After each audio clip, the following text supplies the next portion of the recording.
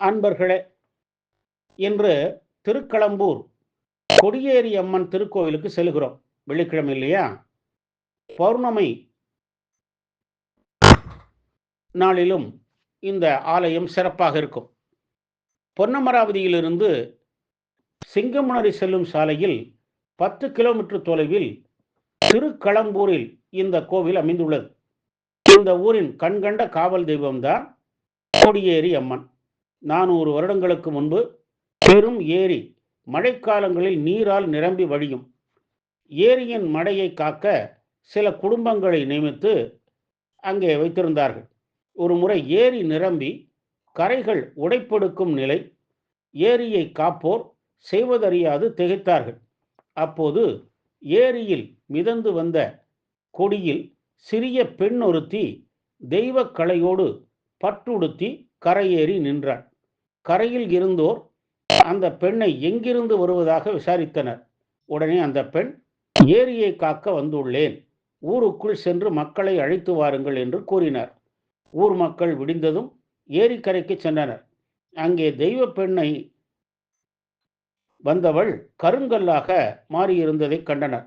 உடனே தம்மை காப்பாற்றிய அம்மனுக்கு கோவில் அமைக்க முடிவு செய்தனர். சிறிய கல் மண்டபத்தில் அம்மனை பிரதிஷ்டை செய்து கொடியேறி அம்மன் என பெயரிட்டு வழிபட்டனர். 1977ஆம் ஆண்டு தெய்வீக கவி ராமையா என்பவர் கோவிலை எடுத்து கட்டி கும்பாபிஷேகம் செய்ய எண்ணினர். மற்றும் ஒரு அம்மன் சன்னதி, விநாயகர், கருப்பர், சப்த கன்னிமார் சன்னதிகள் அமைத்து கோபுரம் அமைத்து கும்பாபிஷேகம் செய்தனர். இந்த கோவில் பழைய அம்மன், புது அம்மன் என 2 அம்மன் சன்னதிகள் உள்ளன. இதன் பின் 2 முறை கோவில் புனரமைக்கப்பட்டு கும்பாபிஷேகம் நடைபெற்றுள்ளது.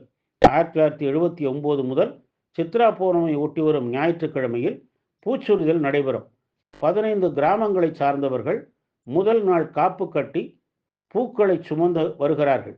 பால்குடமும் எடுத்து வருவார்கள். தொடர்ந்து அம்மனுக்கு அபிஷேகம் செய்து பூக்களை அம்மன் மீது சமர்ப்பிக்கிறார்கள். நேர்த்திக்கடனாக கண்மலர், பட்டுப்புடவை, தங்கப்போட்டு, காது மடல், மூக்கு போட்டு காத்து சாத்தி வழிபடுகின்றனர். அடுத்து 8 நாட்கள் மண்டகப்படி பூஜை நிகழும். 10ஆம் நாள் கோவிலுக்கு வெளியே உள்ள பீடத்தில் பலி கொடுப்பார்கள். அதன் பின் காப்புகளை கழற்றிடுவர். தினமும் ஒரு பூஜை நடைபெறும். தினமும் வெண்பொங்கலே நிவேதனமாகும். 10 வருடங்களுக்கு முன் கோவிலுக்கு புற்று ஒன்று தானாக வளர்ந்தது. அதனை நாகராக எண்ணி பக்தர்கள் பாலூற்றி வழிபடுகின்றனர். இந்த அம்மனை தொடர்ந்து வழிபட்டு வந்தால் திருமணப்பேறு, மகப்பேறு கிட்டிடும். அம்மனுக்கு உண்மையாக இருந்தால் பக்தர்கள் வேண்டுதலை நிறைவேற்றி வைப்பாள். பொய்யாக வேண்டுதல் வைத்தாலோ, நேர்த்திக்கடன் செய்யாமல் ஏமாற்றினாலோ அவர்களுக்கு அம்மை போட வைத்து தன் கோபத்தை காட்டிடுவாள் இந்த அம்பாள். நாடி வரும் பக்தர்களின் துணையாக இருந்து சகல பிரச்சனைகளையும் தீர்த்து வைக்கும் திருக்களம்பூர் ஸ்ரீ கொடியேறு அம்மனை வணங்கி நல்லருள் பெறுவோமாக. ஓம் சக்தி பராசக்தி.